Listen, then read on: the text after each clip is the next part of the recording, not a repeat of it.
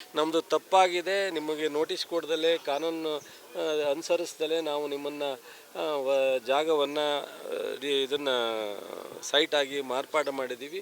ಅದರಿಂದ ನಾವು ನಿಮಗೆ ಕಾನೂನುಬದ್ಧವಾಗಿ ಏನು ಕೊಡಲಿಕ್ಕೆ ಕೊಡ್ತೀವಿ ಅಂತ. ಸೊ 50-50 ಪಾತಲ್ಲಿ ಹಿಂದೆ ಸುಪ್ರೀಂ ಕೋರ್ಟಲ್ಲಿ ಸುಧಾ ಅನ್ನೋ ಒಬ್ಬರಿಗೆ ಹಿಂಗೆ ಇದೇ ಮೂಡಾದಲ್ಲಿ ಸೊ 100ಕ್ಕೆ 100 ಕೊಡಬೇಕು ಅಂತ ಎಕರೆ 2.25 ಎಕರೆಗೆ 2.25 ಎಕರೆನೂ ಕೊಡಿಸಿದ್ದಾರೆ. ಇವರು ಕೊಟ್ಟಿರ್ತಕ್ಕಂಥದ್ದು 48% ಕೊಟ್ಟಿದ್ದಾರೆ, 50ನೂ ಇಲ್ಲ.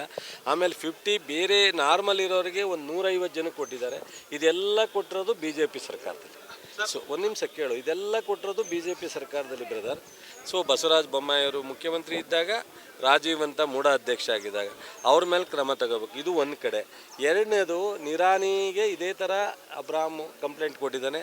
ಅದ್ರ ಬಗ್ಗೆ ಅವರು ಪ್ರಾಸಿಕ್ಯೂಷನ್ ಕೊಡಲಿಲ್ಲ. ಸೊ ಶಶಿಕಲಾ ಜೊಲ್ಲೆಗೆ ಇದೇ ಗವರ್ನರ್ ಮುಂದೆ ಅರ್ಜಿ ಇದೆ, ಅವ್ರಿಗೆ ಪ್ರಾಸಿಕ್ಯೂಷನ್ಗೆ ಅನುಮತಿ ಕೊಟ್ಟಿಲ್ಲ. ಸೊ ನಿರಾಣಿಯವ್ರಿಗೆ, ಜನಾರ್ದನ್ ರೆಡ್ಡಿ ಅವರಿಗೆ 3 ಜನಕ್ಕೆ ಪೆಂಡಿಂಗ್ ಇಟ್ಕೊಂಡು ನಿನ್ನೆ ಬಂದದ್ದು ಇವತ್ತನ್ನೇ ಕೊಡ್ತಕ್ಕಂಥದ್ದು ಎಷ್ಟರ ಮಟ್ಟಿಗೆ ಇದು ರಾಜಕೀಯ ಪ್ರೇರಿತ. ಇದನ್ನು ನಾವು, ನಮ್ಮದು ಒಂದು ರಾಷ್ಟ್ರೀಯ ಪಕ್ಷ ಇದೆ, 136 ಜನ ಗೆಲ್ಲಿಸಿ ಸರ್ಕಾರ ರಚನೆ ಆಗಿರ್ತಕ್ಕಂಥದ್ದು. ನಾವೇನು ಇಂಡೈರೆಕ್ಟಾಗಿ ಹಿಂದೆ ಬಾಗಿಲಿಂದ ಬಂದಿಲ್ಲ. ಸಿದ್ದರಾಮಯ್ಯನವ್ರ ಪ್ರಾಮಾಣಿಕತೆ ಬಗ್ಗೆ ಈ ರಾಜ್ಯಗೆ, ಈ ನಾಡಿನ ಜನರಿಗೆ ಗೊತ್ತಿದೆ. ಸಿದ್ದರಾಮಯ್ಯನವರು ಎಷ್ಟರ ಮಟ್ಟಿಗೆ ಪ್ರಾಮಾಣಿಕವಾದಂಥ ಅಭಿವೃದ್ಧಿ ಮತ್ತು ಜನಪರ ಕೆಲಸ ಮತ್ತು ಈ ಥರದ ವಿಚಾರಗಳಲ್ಲಿ ಅವ್ರಿಗೆ ಯಾವುದೇ ಸಂಬಂಧ ಯಾವುದರಲ್ಲೂ ಈ ರಾಷ್ಟ್ರದಲ್ಲಿ ಮೋದಿ ವಿರುದ್ಧ, BJP ವಿರುದ್ಧ ಮಾತನಾಡ್ತಕ್ಕಂಥದ್ದು ಇವರೊಬ್ಬರಿಗೇನೆ ಅನ್ನೋ ಒಂದು ಚರ್ಚೆ ಆದಾಗ ಯಾವುದಾದ್ರು ರೀತಿಯಲ್ಲಿ ಸಿಕ್ಕಿಸ್ಬೇಕು ಅಂತ ಪ್ರಯತ್ನ ಮಾಡ್ತಾಯಿದ್ದಾರೆ. ಇದರಲ್ಲಾಗಲ್ಲ. ನಾವು ಒಂದು ಕಡೆ ನಿನ್ನೆ ಕ್ಯಾಬಿನೆಟ್ನಲ್ಲಿ ನಾವೆಲ್ಲರೂ ತೀರ್ಮಾನ ಮಾಡಿದ್ವಿ, ಇದು ಕಾನೂನು ಬಾಹಿರವಾಗಿದೆ, ಇದನ್ನು ವಿಡ್ರಾ ಮಾಡಬೇಕು, ಆ ಅರ್ಜಿನ ರಿಜೆಕ್ಟ್ ಮಾಡಬೇಕು ಅಂತೇಳಿ ಒಂದು ಸಲಹೆ ಕೊಡಲಿಕ್ಕೆ ಅವಕಾಶ ಇದೆ ಕ್ಯಾಬಿನೆಟ್ಗೆ. ಅದರ ರೀತಿಯಲ್ಲಿ ನಾವು ರೆಸಲ್ಯೂಷನ್ ಮಾಡಿ ಮಾನ್ಯ ಗವರ್ನರ್ಗೆ ಕಳಿಸ್ಕೊಟ್ಟಿದ್ದೀವಿ.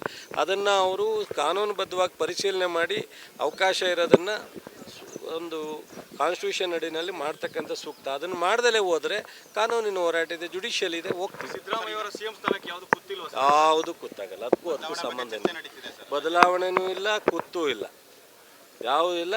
ಸಿದ್ದರಾಮಯ್ಯನ ಪರ ಈ ರಾಜ್ಯದ ಜನ ಇದ್ದಾರೆ, ಪಕ್ಷ ಇದೆ, 136 ಜನ ಶಾಸಕರಿದ್ದಾರೆ, 34 ಜನ ಮಂತ್ರಿಗಳು ಇದೆ. ಅವ್ರ ಪಾದಯಾತ್ರೆನ ಕೇಳ್ತಿದ್ದೀವಿ. ಇವತ್ತು ನಮ್ಮದು ಬಿಡದಿನ ಸ್ಟಾರ್ಟ್ ಆಗಿದೆ. ಅವರವು ಹಗರಣಗಳಿದೆಲ್ಲ, ಅದಕ್ಕೆ ಉತ್ತರ ಕೊಡ್ರಪ್ಪ ಅಂತ. ಆಯಿತು, ನಮ್ಮದು ಹಗರಣ ಅಲ್ಲ, ಆಗಿರೋ ವ್ಯತ್ಯಾಸ ಇದರಲ್ಲಿ ಒಂದು ನಿಗಮದಲ್ಲಿ, ವಾಲ್ಮೀಕಿ ನಿಗಮದಲ್ಲಿ ಹಗರಣ ಆಗಿರೋದನ್ನು ನಾವು ಈಗಾಗಲೇ SIT ತನಿಖೆ ಮಾಡ್ತಾಯಿದೆ. ಅದರಲ್ಲಿ ಆಲ್ಮೋಸ್ಟ್ 90% ವಸೂಲಿ ಮಾಡ್ತಾಯಿದ್ದೀವಿ. ಯಾರ್ಯಾರು ತಪ್ಪಿದ್ದಾರೆ ಕ್ರಮ ತಗೊಂಡಿದ್ದೀವಿ. ಇವರು ಯಾವುದಾರ ಒಂದು ವಿಚಾರದಲ್ಲಿ ಕ್ರಮ ತಗೊಂಡಿದ್ದಾರಾ? ಈಗ ದೇವರಾಜ್ ಅರಸು 46 ಕೋಟಿಗೆ 46 ಕೋಟಿನೂ ನುಂಗಿದ್ದಾರೆ, ಕ್ರಮ ತಗೊಂಡಿದ್ದಾರೆ. ಈಗ ಅರೆಸ್ಟ್ ಮಾಡಿದ್ದು ನಮ್ಮ ಸರ್ಕಾರ ಬಂದ ಮೇಲೆ.